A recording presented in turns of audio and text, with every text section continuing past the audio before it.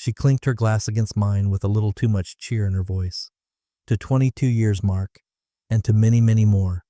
Her smile was the kind of polished expression she gave at charity luncheons, elegant, hollow, and just slightly delayed, like she was remembering the script but had stopped believing the lines. The champagne fluted upward, a lazy spiral of bubbles catching the light.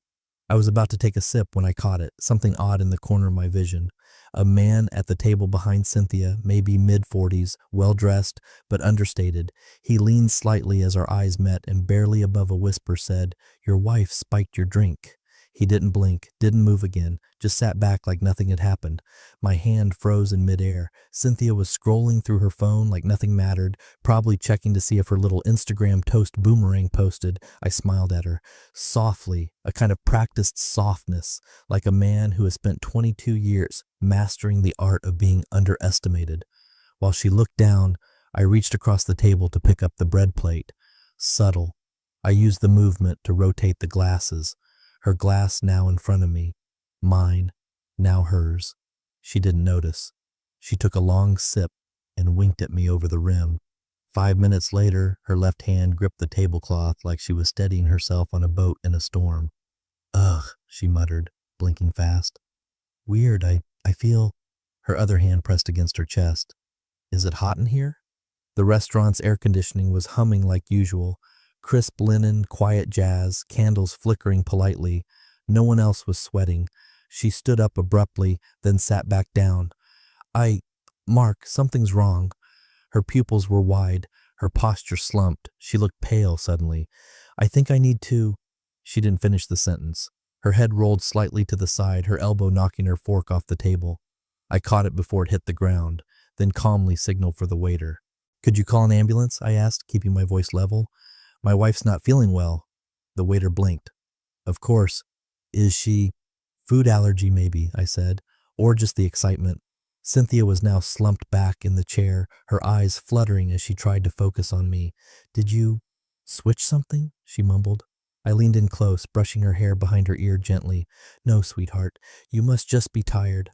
The paramedics arrived quickly. They loaded her onto a stretcher, still semi-conscious. I rode with them to the ER, sitting quietly while she dozed in and out beside me. My hands rested calmly on my lap, heart rate steady. She blamed the oysters. The doctor raised an eyebrow. There were no shellfish traces in her blood work, but we did find something else, zolpidem, mild sedative, controlled substance, prescribed under her name. She blinked at him, confused. No. That's impossible. I've never taken anything like that." "You filled it 2 weeks ago," he said flatly, "and someone crushed a small amount of it, mixed into a liquid." The room got very quiet. I didn't say a word. I watched her, waiting to see how she'd play it. Denial, outrage, maybe tearful confusion. She went with, "Mark, you must have done this. You always said I was too stressed lately. You probably thought I needed to calm down. You gave it to me, didn't you?" That's the moment I knew she was panicking, not because of the sedative, but because it hadn't gone into the right glass. I gave a small chuckle. That's one theory. And that's when I realized it was never about love. Not anymore. Maybe not for a long time. This woman across from me, the one who once wrote poetry in the margins of our grocery lists, had planned something tonight. I didn't know what, not fully, but I knew enough to start pulling the thread. And by the way, if you're still listening to this and haven't hit subscribe, do it. Over 97% of you don't. And honestly, it's what helps us keep building stories like this one. It tells the team we're on the right track. Back in the hospital room, Cynthia was now arguing with the doctor, accusing him of misreading her file. I slipped out into the hallway, pulled out my phone, and called someone I hadn't spoken to in 4 years.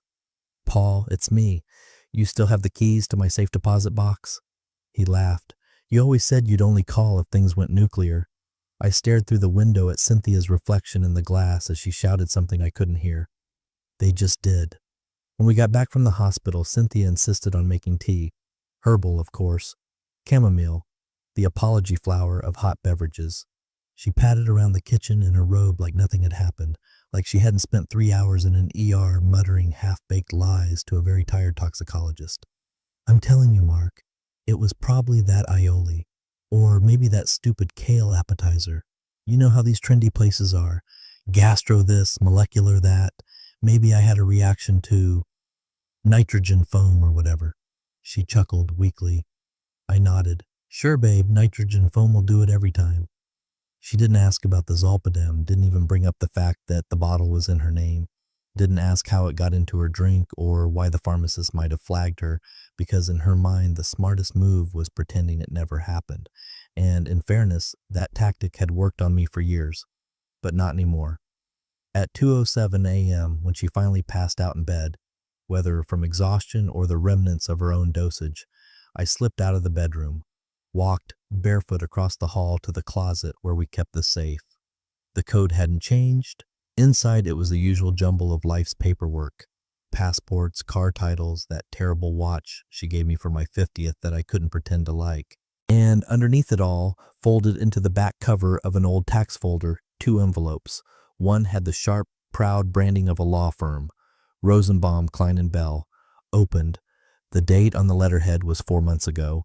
It was addressed to Cynthia, outlining initial counsel regarding amicable separation with a full breakdown of asset division scenarios. The second envelope was from a real estate group, high-end, based in Boston. It contained printouts for 2 condos, one already marked with a hold deposit received stamp.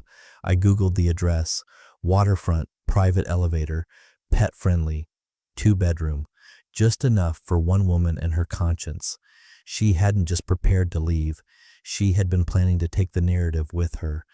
Back in the kitchen, I poured myself a glass of water and sat at the island where we used to do crossword puzzles together on Sunday mornings.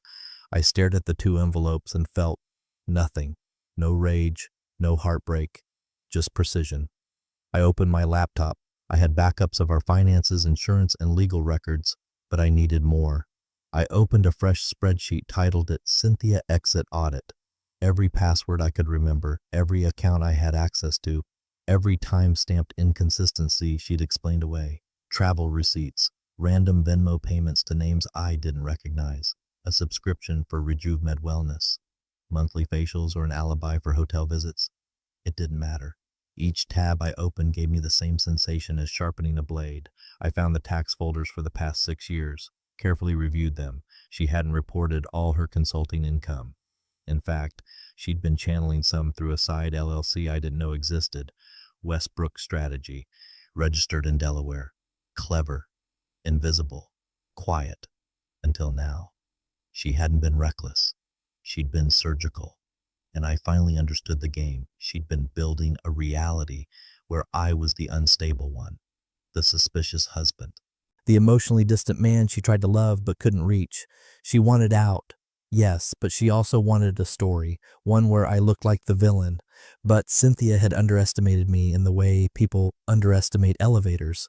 Silent, slow, and absolutely devastating when they drop.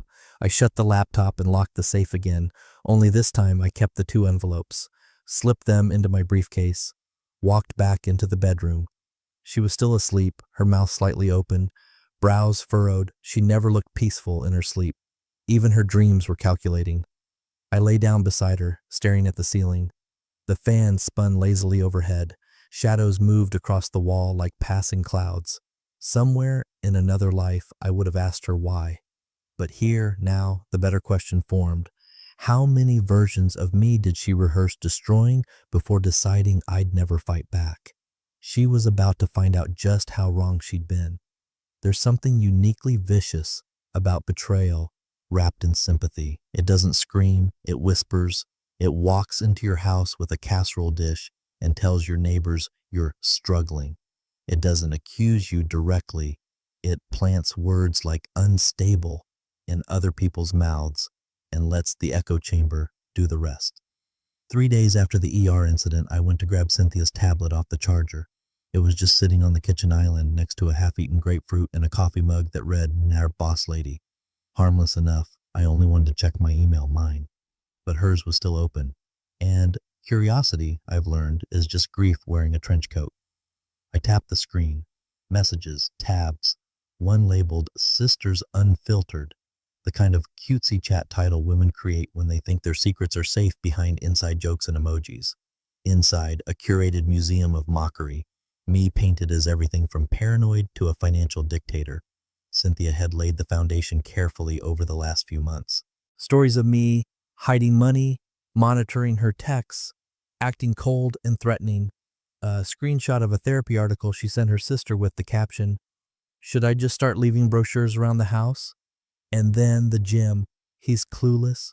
In 6 weeks, he'll be begging for alimony. That one hit different. It wasn't just that she was lying, it was that she was performing for an audience, playing the long con. And not just with friends and family, but with people I'd once hosted, once cooked for, once considered part of my circle. The group chat wasn't limited to her sister. Her 2 best friends were in it, plus someone named Allie S., who, judging by the profile pic, had an inspirational quote in cursive over a wine glass. These women had full-on strategy sessions about Cynthia's soft exit, like it was a brand launch. He's so checked out. Just keep feeding the instability narrative. Makes the legal side easier later. Maybe record him when he's upset, just in case. We record me. I scrolled. I kept scrolling. One message from Cynthia read, "Mark asked me what we were doing for our anniversary. LOL, he still thinks we're a team." And that's when I stopped reading. Not because I couldn't stomach more, but because I had enough. I wasn't going to rage. I wasn't going to throw her tablet across the room. I was going to do something far more dangerous. I was going to believe her. Believe that she wanted war, that she had already drawn the lines and started building alliances, that she thought I'd fall apart when she left. She thought the game started when she filed. But in truth, she started it months ago, with whispers, with half-truths, with poisoned empathy that sounded like concern to everyone else. I pulled out a yellow legal pad and started my own kind of narrative. Not words, receipts. I began compiling emails, tracing the timeline of when her consulting income started increasing while my name got removed from our shared accounts. I flagged the spa trips she'd told me were girls' days but had hotel invoices attached. I pulled medication logs, showing when the sedative was filled, what pharmacy, the alias she used. I even downloaded a CSV file from our smart home system. Fun fact, our Nest doorbell timestamps every time she leaves the house mid-afternoon, and lately it had been almost daily. By noon, I had a 3-tab spreadsheet with categories: financial distancing, behavioral shifts, and social narrative. I didn't need a divorce lawyer yet. I needed a strategy deck. At 4:13 p.m., I texted her, "Dinner tonight?" She replied, "Already have plans with Allie. Rain check?" I smiled. Allie. Perfect. At 5:01, I called my old college friend Eric, now a forensic IT consultant. "Eric, buddy, you still good at digging?" He laughed. "Who we digging on?" "My wife," I said calmly. "Turns out she's been doing PR for my funeral, and I'd like to RSVP while I'm still breathing." I emailed him the screenshots, the chat logs, the timestamps. He whistled through the phone. "Jesus, Mark, you're in a full-blown character assassination." I poured myself a whiskey. Not anymore, because now the story wasn't hers to tell, not without footnotes, not without correction, not without me dismantling the fable she wrapped herself in, and showing every page where she made herself the victim and me the villain. She started this in whispers. I'd ended in facts. The restaurant had one of those polished front desks that looked more like a hotel concierge than a place that seats people for steak frites. Same maitre d', sharp suit, careful tone, probably trained to remember the regulars and pretend not to remember the affairs. I showed up at 3:15 p.m. the next afternoon, post-lunch lull. The staff was prepping for the evening crowd, polishing glasses, folding napkins like origami swans. The maitre d' recognized me immediately. "Mr. Layton, everything all right with your anniversary dinner?" "Absolutely," I said. "Except for the part where my wife collapsed and had to be rushed to the ER. Small hiccup." He froze. My God, I had no idea. "Don't worry," I added, smiling just enough to disarm. "She survived. It's actually something else I wanted to ask about. Minor curiosity." I pulled out my phone and slid it across the host stand. On the screen, a frozen frame from the security footage I pulled from my home network, a grainy zoomed-in shot of the man who warned me at dinner, his face turned slightly toward the camera, lips parted mid-sentence. "This man," I said, "he was seated 2 tables away from us last night. Right-hand side, navy blazer, tall, glasses. Know who he is?" The maitre d' hesitated. "I'm not asking for credit card info," I said, "just a name. Or maybe he left a business card." I think he knew something. He leaned forward. "Actually, yes, I remember him. Quiet guy, made a reservation under Andrew Greer, left his card for the server. He wanted to compliment the sommelier, said he might host an event here next month." He opened a drawer behind the desk and pulled out a small stack of forgotten business cards. It took him less than a minute to find it. "Here." He handed it over. "Andrew Greer, PharmD, pharmacist." The blood in my ears went cold. I thanked him, slid the card into my jacket, and walked out. Didn't even make it to my car before I called the number. "Greer Pharmacy, this is Andrew." Straight to the source. "Hi, Andrew. You don't know me. Name's Mark Layton. We were at the same restaurant the other night. I believe you whispered something to me about my wife's drink." There was a long pause on the line, then, "I was hoping you'd call. We agreed to meet in a park, neutral ground, public. I brought 2 coffees and a notepad I never intended to write in. My phone was recording, snug in my jacket pocket. He was there already, hands in his coat, hair still wet from a shower. "I didn't want to get involved," he said, but it didn't feel right not to say something. She used to be a customer of mine under her real name. Then a few months back, she comes in using a different one, same face, different ID. He described how she'd first come in as Cynthia Layton, standard stuff, low-dose anti-anxiety prescription, no red flags. But then a second profile popped up. Claire Dorman, same birth date, slightly altered address, new script for Zolpidem, 10 milliliters this time. "I flagged it immediately," he said. "Told her I couldn't fill it without verification. She said she needed it for someone else, her assistant, but she paid cash, no insurance trace." He had a paper trail, not enough for a criminal case, but enough to establish pattern, intent, deception. I asked why he was at the restaurant. "Coincidence," he shrugged, "but I saw her and thought, hell, maybe that poor bastard across the table should know." I didn't flinch when he called me that. I guess from the outside I was the poor bastard, the husband with no idea, the man sipping sedatives out of a champagne flute while his wife plotted real estate and reputation. But that version of me had died in that restaurant. Now I was the man holding the match. "Would you be willing to sign a statement?" I asked. He nodded. I already typed one up. Figured someone might knock eventually. He handed me a folder, simple, plain, clinical. The kind of folder that doesn't scream, doesn't threaten. It just exists. And that, I've learned, is what scares people most.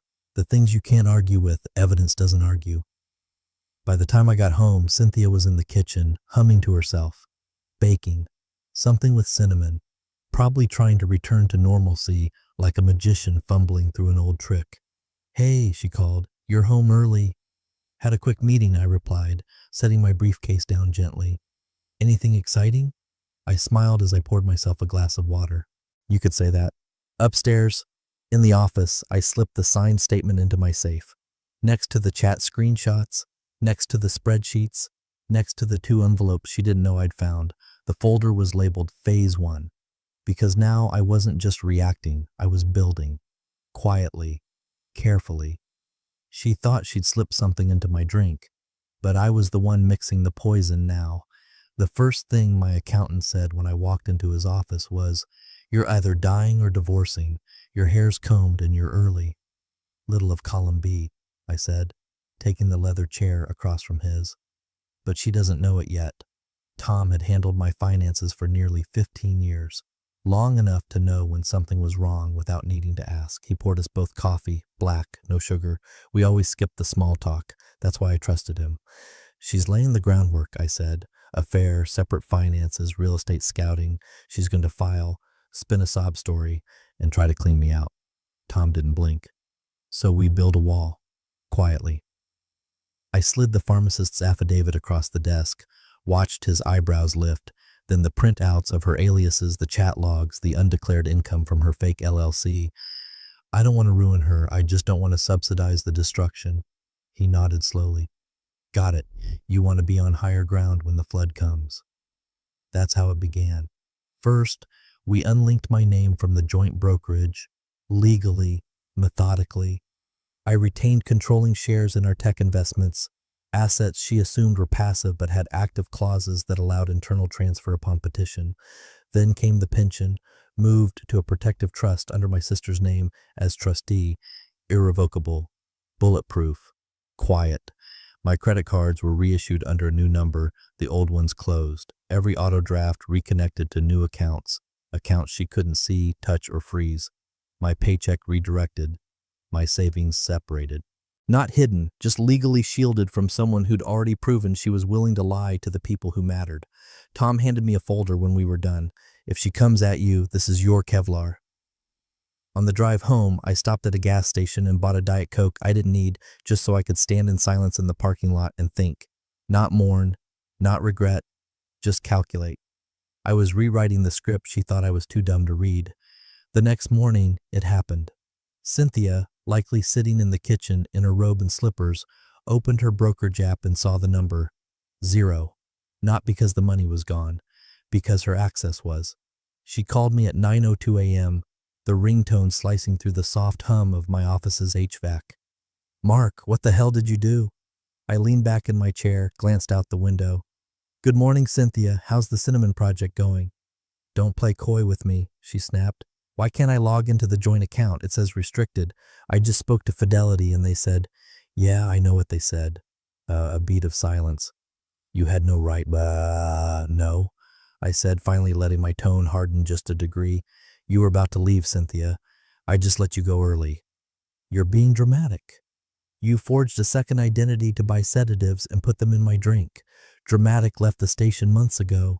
She didn't deny it, didn't gasp, didn't say that's insane. Just the cold, calculated silence of someone caught mid-step. "This is war now," she said quietly. "You understand that?" "No," I replied. "This was war. You just didn't hear the first shot." I hung up. Then I turned my phone face down and let the rage in her voice settle like dust on a hardwood floor, loud when it hits, invisible soon after. She spent the next few hours pinging me from alternate numbers. Emails, 2 blocked calls labeled unknown caller, a text from her sister. "Cynthia's hysterical. What's going on?" I ignored them all. I didn't need to answer questions about the fire when I'd been holding the extinguisher the whole time. By 2:17 p.m., she'd emailed our financial advisor directly, CCing me, claiming she was locked out of essential marital funds under suspicious circumstances. The advisor responded with corporate politeness and nothing else. I replied only once. All actions were conducted in accordance with account bylaws and rights outlined in the marital agreement. You're welcome to pursue independent counsel. No emotion, just language she couldn't spin. No, "you betrayed me," or "how could you?" Just footnotes, and calm. That night, I poured myself a scotch and turned on the security system's live feed. Cynthia was pacing in the driveway, phone in hand, still talking to someone, I assume Allie, her free hand waving dramatically, but I wasn't afraid of drama anymore.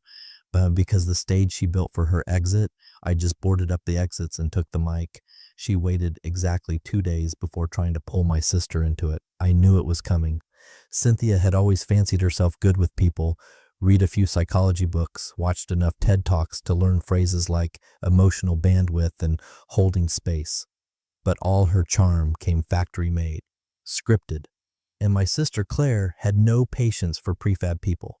So when I got the text from Claire that read, "Guess who just called me sobbing about you locking her out?" I smiled and called her. "She led with tears?" I asked.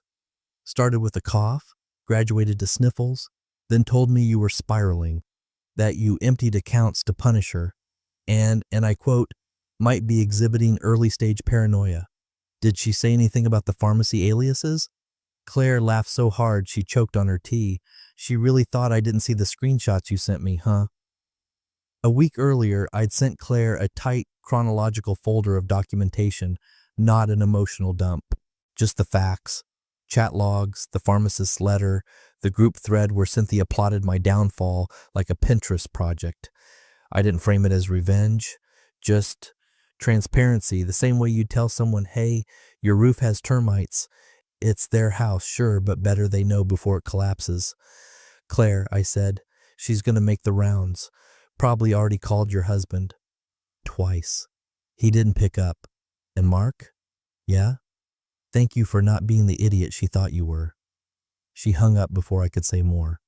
By evening, I was getting silent pings, old friends, extended cousins, even my godson's mom. The kind of people who hadn't checked in for years suddenly sending one-liners. Hey, if you need anything, just heard some stuff. Let me know if it's true. And then, the big one, my son. Ben had always been closer to his mother. They shared a rhythm, quick sarcasm, fast tempers, slow apologies.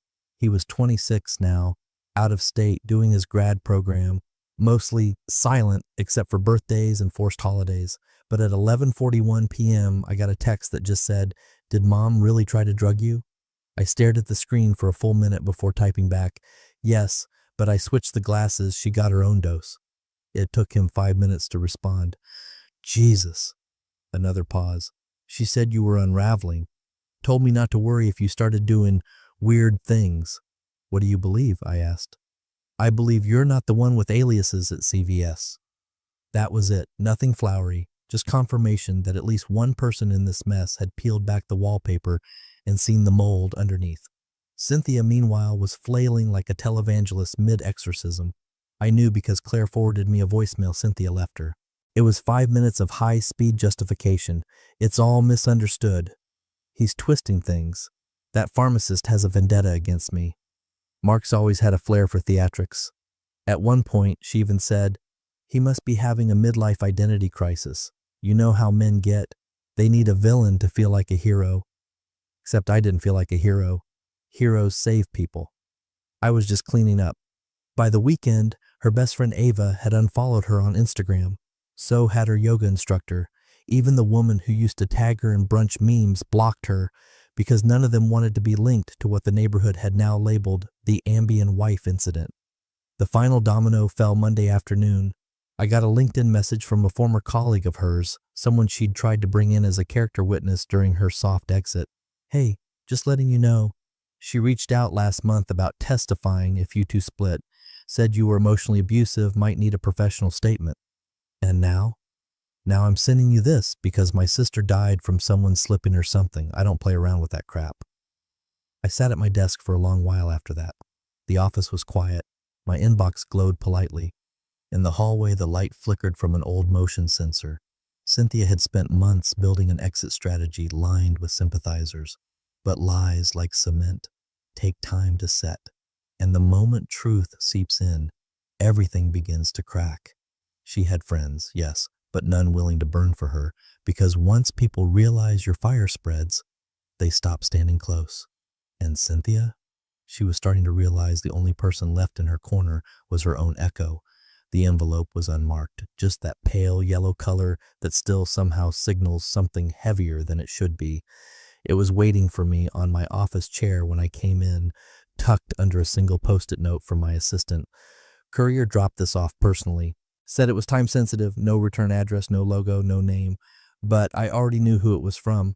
2 weeks earlier, I'd hired a private investigator, David Coates, referral from a guy I used to do business with, the kind of a guy who speaks in sentences like, "This never happened," and always shakes your hand twice. Coates didn't ask for drama, backstory, or a tearful confession. Just 3 questions. When do you want updates? Are you prepared for what you might find? And how aggressive can I be? I'd told him, no updates, just results. So here they were. I opened the envelope slowly, the kind of slow that doesn't come from hesitation. It comes from respect, for the gravity, for the truth, for what comes next. First photo, Cynthia stepping out of a black SUV in Rhode Island, not suspicious on its own, until the timestamp showed a weekday she was supposedly mentoring a client downtown. Next, her with a man, mid-30s, fit, generic handsome.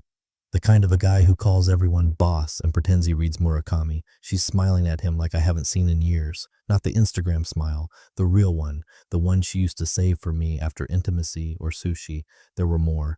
Her checking into a hotel across state lines, him following, carrying her overnight bag, one of them on the balcony, smoking something that definitely wasn't legal in Massachusetts, room service bills, footage from a gas station showing them kissing over the hood of a rental car, all time-stamped, all precise. It wasn't the affair that hit me. It was the method, the logistics, the boring tactical nature of it. She'd orchestrated it like a seminar, every move designed to leave no wake, use cash when she could, use aliases when she couldn't. Tell me she was flying to speak at a conference, then spend 2 nights in a Marriott 3 hours away with a man who couldn't spell fiduciary. The hotel records matched her burner card, the one I'd already flagged in our shared expense logs under continuing education. The receipts were tucked in a side pocket of the envelope, printed and highlighted. They weren't just damning, they were her handwriting, notes to herself, reminders about parking validation. She'd been this sloppy because she thought I'd never look, but I wasn't the man she married anymore. I flipped to the back of the packet and found a brief summary from Coates. Factual, terse, the best kind of ugly. Subject has maintained contact with the identified male, Bryce Levitt, since late January. Trips to Rhode Island, New Hampshire, and 2 confirmed stays in NYC. No observed professional relationship. Photographic evidence suggests romantic involvement. Timeline and credit activity suggest subject was preparing a soft divorce exit concurrent with said relationship. Recommend preservation of evidence for legal proceedings. I sat back in my chair, the photos spread out like tarot cards on the desk, each one telling a story Cynthia hadn't planned for me to read. She was building a narrative. Struggling wife, distant husband, emotionally barren home. She'd been laying the bricks for months.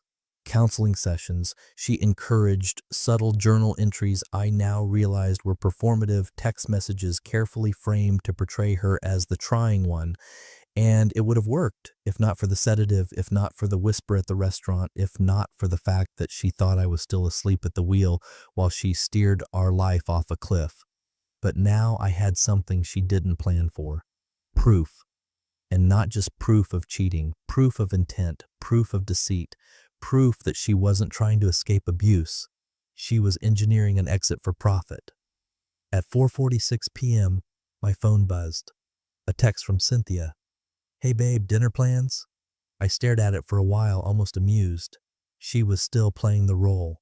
Still trying to keep the illusion stitched together with emojis and passive warmth, like the whole thing might just fade if she kept typing babe. I replied, let's eat at home. I'll cook. Her response was instant. Love that. Something cozy? I've had such a long day. I bet you did. That night, I made pasta. Nothing fancy. Just the kind she liked. She came into the kitchen barefoot, wine already in her hand. She smiled as she sat at the counter. I watched her talk about traffic, about some woman at yoga class who couldn't mind her own damn mat, and I nodded in all the right places. Because I already knew where she'd really been that afternoon. A spa in Seaport. Booked under the same alias she used at the pharmacy. Claire Dorman. Bryce had paid for it. He was in the parking lot when she walked out. I'd seen the footage an hour before dinner. Across the table, she lifted her fork. You're quiet tonight. I smiled, just taking it all in. And I was. Every second. Every word. Because the moment was close now. The moment when I'd stopped pretending I hadn't seen the man behind the curtain, and she'd realized the audience had changed. No applause. Just a slow curtain drop on her silent little victory. She was slicing peaches when the process server rang the bell. I was upstairs in my office watching through the hallway camera, something I'd installed 6 weeks ago when Cynthia first started coming home late with mint gum and excuses. She opened the door like she always did, poised, pleasant, a touch of performance in her voice. Then she saw the envelope. The man in the blazer didn't say much. He didn't need to. Just handed her the stack of documents, nodded once, and walked away. From my perch upstairs, I saw the smile evaporate from her face like steam off a kettle left too long on the burner. She stood there frozen for a second, then shut the door, quietly, too quietly, and turned the lock, like that would keep the truth from getting in. The documents were thick. Petition for divorce. Emergency motion to freeze joint accounts. Affidavit from the pharmacist notarized. Screenshots. Financial logs. The name Bryce Levitt appearing just enough times to turn her stomach. Downstairs, she called my name. Mark? I didn't answer. Mark, what the fuck is this? Ah, there it was. The edge, the panic under the control. I stayed in the office and let her marinate in it for a moment. She came stomping up the stairs, bare feet slapping wood, the papers crumpled in her hand. Is this a joke? She demanded, waving them like a flag at a funeral. You blindside me with this, after everything we've been through? Which part blindsided you? I asked. The divorce or the fact that I wasn't dumb enough to drink the champagne? Her face shifted, half a second of raw panic before she composed herself. You're twisting this. This whole thing, that prescription, that was for anxiety. You've been impossible lately. I leaned back in my chair. So impossible you needed two identities to get it? She blinked. Hard. You're not well, Mark. That's the line, huh? I said. You spent months laying that one in the background like stage lighting. Mark's distant, Mark's paranoid, Mark's losing his grip. You were hoping I'd unravel before I found the thread. She started to speak again, probably something about how I was the one who needed help, but I held up a hand. I've already filed. Joint accounts are frozen. The house, I paid for it. It's in my name. The trust owns the rest now. You can't do that. I already did. That night, she checked into a hotel, said she needed space. I let her, because the next scene was better performed in front of strangers. The hearing was scheduled 4 days later. Family court. Not criminal, yet just enough to get facts on record. She came in wearing soft beige, no jewelry, light makeup. She looked the part, composed, gracious, slightly wounded. Her lawyer, a high-end divorce guy from Back Bay, walked in with a too-perfect tan and a binder labeled narrative. They were expecting a battle of he said, she said. Instead, they got a pharmacist on Zoom. I refused to refill her prescription, Andrew Greer said, his voice firm but calm. It didn't feel right. The ID was fake, the story didn't add up. She paid cash. I flagged it in our system and contacted the DEA after she came in a second time. Her lawyer objected. Relevance? The affidavit ties directly to motive, but my attorney replied. My client was nearly poisoned with a controlled substance.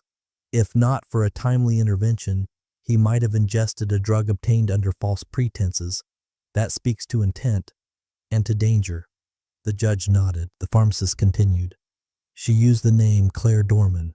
Said the medication was for someone else, but the address matched her original profile. When I declined, she went to another location out of state. Same drug, same name. Cynthia looked like she wanted to disappear into her own scarf. Her lawyer leaned in and whispered something to her. She shook her head sharply. Outside the courtroom, in the hallway, I passed her as we waited for the second motion to be filed. You still think you're going to walk away clean? She hissed. No, I said, not even stopping. I think I already have. The next morning, I got an email, subject line, settlement discussion proposal, from her lawyer. Inside, a list of quiet terms, property concessions, a non-disparagement clause, a mutual social media gag order, no mention of alimony, no mention of further hearings. The final line, client is willing to resolve privately to avoid further exposure. Exposure. That's what it had become. Not a divorce, not a conflict, a spotlight. She could lie in the shadows. She could rehearse her narrative in hushed circles and filtered photos. But the courtroom didn't take filters. It took facts. And now her secrets were center stage, whether she liked it or not. The performance was over. All that was left was the curtain call. And she didn't even get to bow. It dropped on a Wednesday morning, the kind of gray, boring day people forget unless something burns. The blog was local, Boston-centric, lightly sensational, mostly restaurant reviews and lifestyle fluff with the occasional viral oddity to feed the clicks. But this post was different. Anonymous tip, well-sourced, titled, Pharmacist Tips Off Husband to Sedative Scheme by Wife. What one prescription almost cost. No names, no photos, just a quietly damning timeline that sounded familiar. Like someone had taken the skeleton of our story and draped it in just enough fog to protect identities. Except anyone who knew us wouldn't need a spotlight. They'd need a compass and about 10 seconds. The article detailed how a well-known Boston area woman involved in strategic consulting and nonprofit work had been caught allegedly drugging her husband using sedatives obtained under a false identity. The husband, anonymous, reportedly switched glasses at a celebratory dinner after being warned by a third party, a pharmacist who recognized the woman from a failed attempt to procure the drug under a second name. The piece was surgical. It referenced family court documents, noted a pending divorce, and, most damning of all, included a direct quote from the pharmacist's affidavit. I declined to fill the prescription because the name and ID didn't match. It was a risk I wasn't comfortable taking. Within an hour, the article had 2,300 shares. Within 2, the comment section was full of speculation. By 4, the subreddit or Boston had picked it up, and someone had cross-referenced Cynthia's recent disappearances from speaking panels and board meetings. The guesses came fast.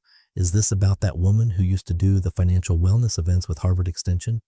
Wait, isn't that the chick who did the Empowered Divorce podcast EP last year? Yeah, and wasn't she just on a retreat with that Women Forward org? She disappeared from their website yesterday. They connected the dots faster than I expected. By 3:15 p.m., her consulting email auto-replied with a vague on hiatus message. By 6 o'clock, her LinkedIn was scrubbed clean of affiliations. Gone was her role as strategic advisor to 2 nonprofits, including the Women's Empowerment Collective she loved name-dropping at dinners. They'd pulled her from the board quietly, professionally, a sterilized press release that said she was transitioning to focus on personal matters. But the board chair forwarded me a private message. She told us the story was fake. Then we saw the court affidavit. We can't afford to keep her. Her sponsors backed out next. 2 speaking gigs canceled with no reschedules. A PR firm she used dropped her from their client page. I didn't leak the article. Not directly, but I didn't need to. Truth is funny that way. When it wants to be seen, it doesn't scream. It circulates gently, virally, like oxygen finding flame. The next night, I walked by our old favorite cafe and saw someone reading the story on their tablet mid-latte. I stood there a minute and watched as they squinted, then said to their friend, "Wait, do you think this is about Cynthia Leighton?" They both went quiet. You could almost hear the realization click into place. And just like that, she wasn't the victim anymore. She was the scandal. Later that evening, she texted me from whatever rental she was holed up in. "Did you do this? Did you leak that story?" I let her wait 5 hours.